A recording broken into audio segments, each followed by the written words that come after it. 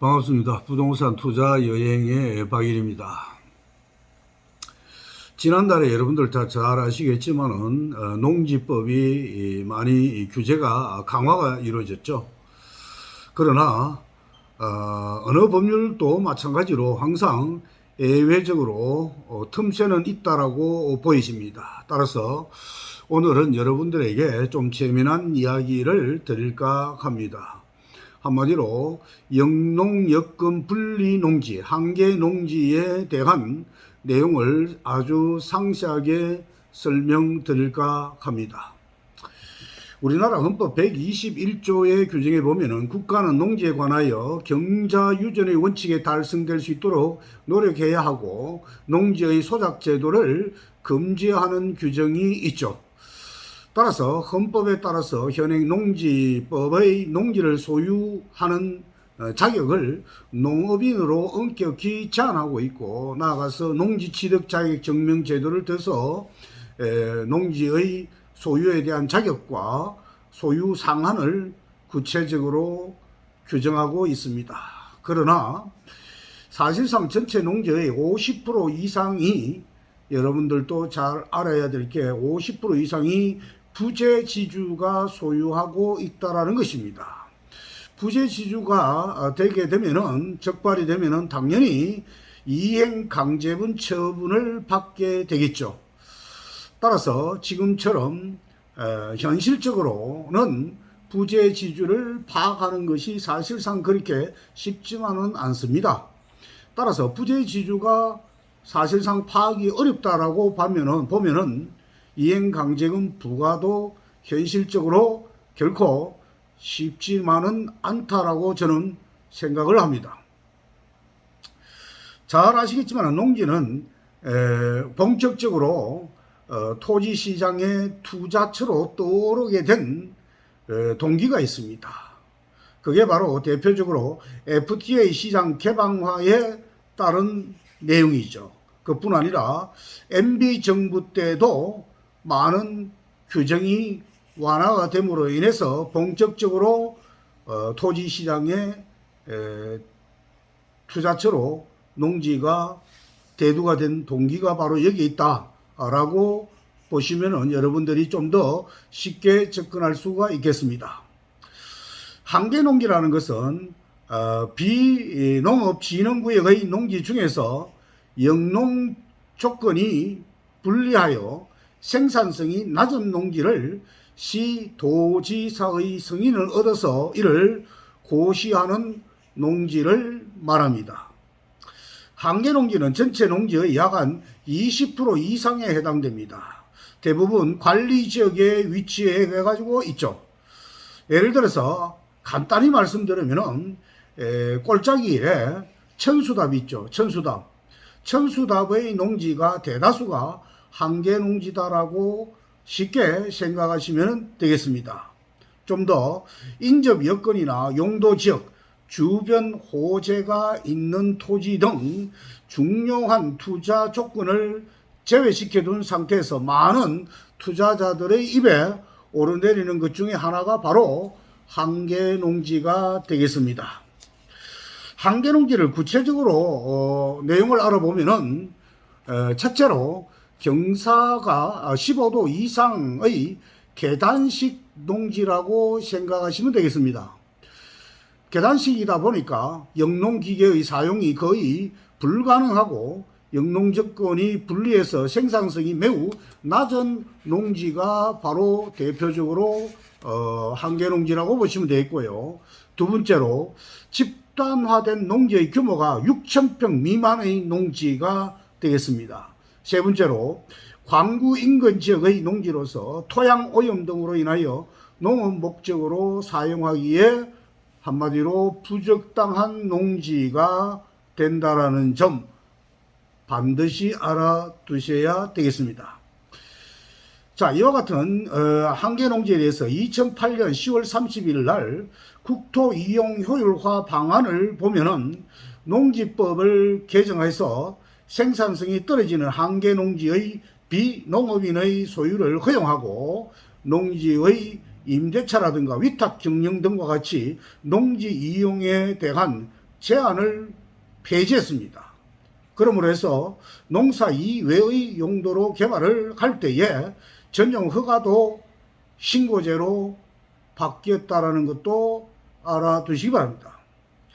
자, 그럼 이와 같은 한계농지가 좋은 투자처가 된다라는 이유가 구체적으로 뭘까요?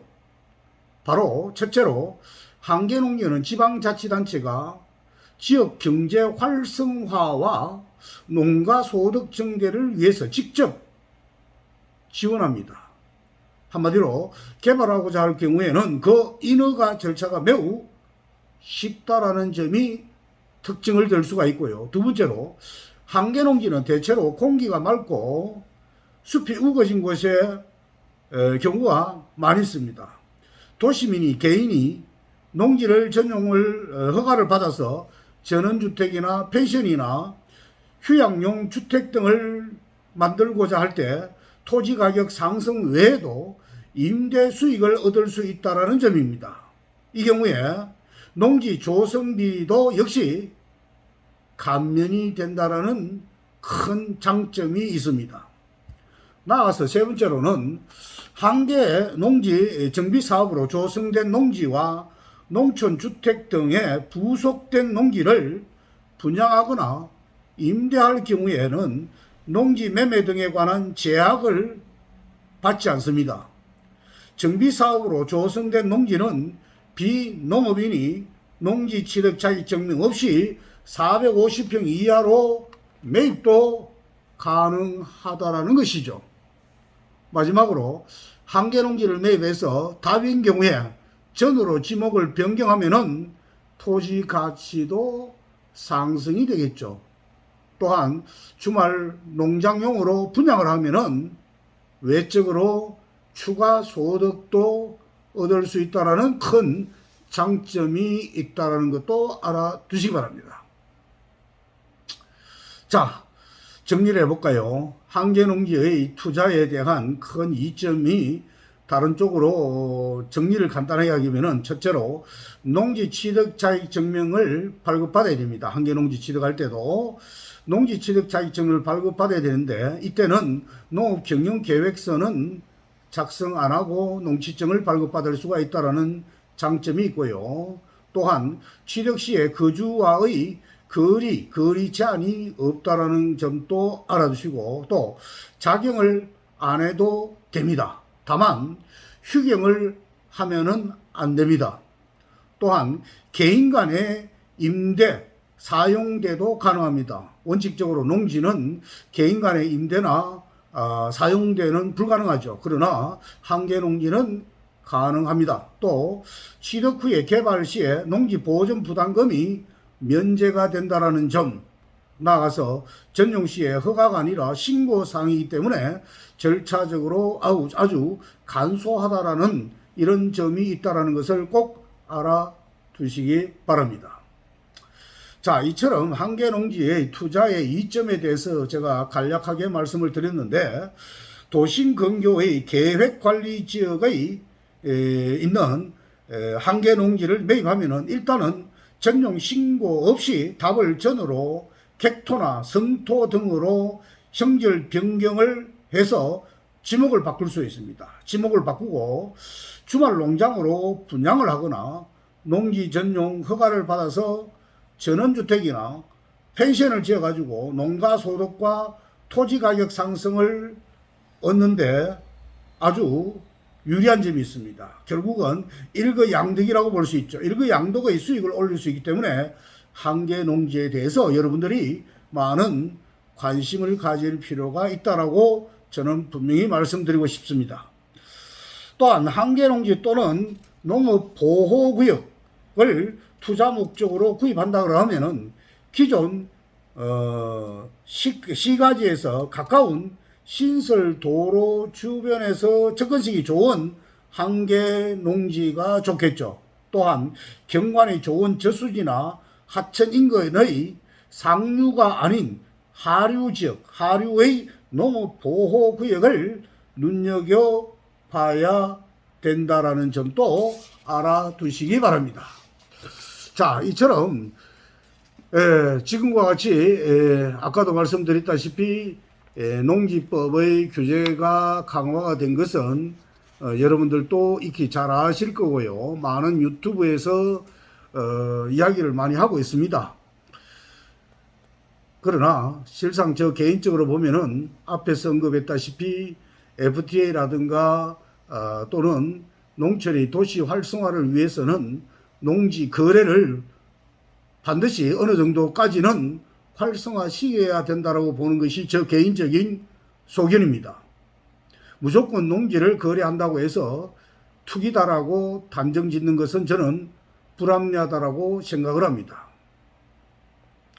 좀 쉽게 표현하면은 무분별한 부동산 투기가 성행하지 않는 상황에서 투자와 투기는 반드시 구별이 되고 거기에 따라서 처벌이 가해져야 된다라고 저는 생각을 한다는 것입니다.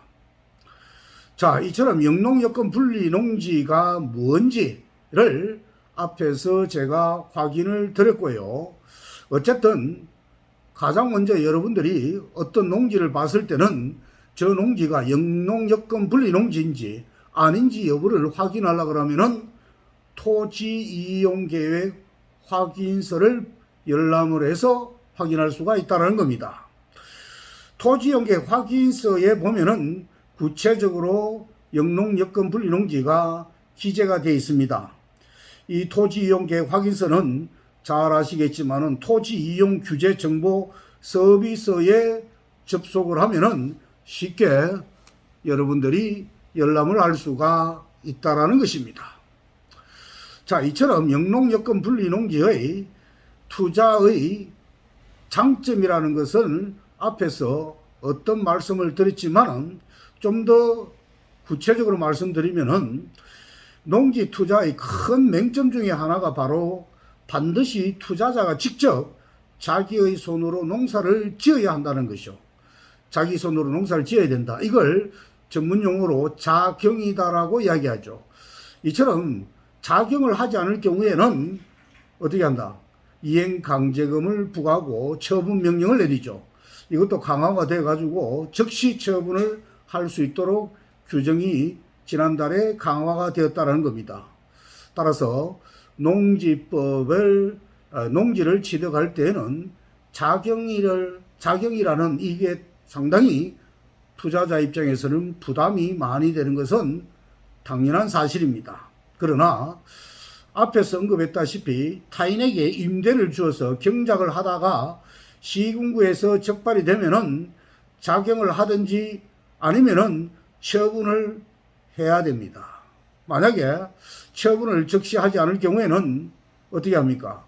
이행강제금을 25%, 20%인 것을 갖다가 지난달에 강화를 해서 25%의 폭탄을 가하도록 되어 있습니다. 그에 비해서 영농여건 분리 농지로 지정되면은 자기의 농업 경영에 이용하지 않더라도 누구든지 취득해서 소유하고 임대도 가능하다라는 큰 강점이기 때문에 틈새의 투자처로서 분명히 각광을 받을 것이라고 보여집니다. 그러나 일반인들이 영농여건 분리 농지가 뭔지를 구체적으로 아직 모른다는 사실입니다. 따라서 취득 시도 또한 일반 농지와는 달리 농업 경영 계획서를 작성하지 않고도 농지 취득 자격증명을 신청할 수도 있고, 전용해서 주택 등을 건축하고자 할 때는 농지 전용 허가 대신에 신고만으로도 전용할 수 있다는 점, 앞에서 영농여건 분리 농지의 큰 투자의 장점을 제가 말씀을 드린 바가 있습니다. 이처럼 영농여건 분리 농지에 투자를 하면은 많은 장점이 있다라는 것은 다시 한 번 더 강조를 드리고요. 그러나 이처럼 영농여건 분리 농지에 투자할 때도 역시 다른 어떤 토지도 마찬가지겠지만 주의할 점이 있다라는 것도 알아두셔야 됩니다. 영농여건 분리 농지를 투자할 때는 첫 번째로 투자 가치가 있느냐 없느냐, 이 내용을 여러분들이 알아야 됩니다. 영농여건 분리농지가 일반 농지에 비해서 사후 관리의 용이성은 있지만은 투자 가치 자체를 보증해 주지는 않습니다. 한마디로 잘 골라야 된다 이 말이죠. 따라서 투자자들이 경매나 일반 매매 등을 통해서 영농 여건 분리 농지에 투자할 때는 먼저 투자 가치를 세부적으로 분석하고 난 다음에 투자를 해야 된다라는 점을 알아두시기 바랍니다. 자, 이처럼 한 개 농지를 투자할 때는 다시 한 번 더 유의할 점 꼭 기억을 하면서 여러분들이 투자처를 선정하고 농지를 선정을 해야 되겠죠.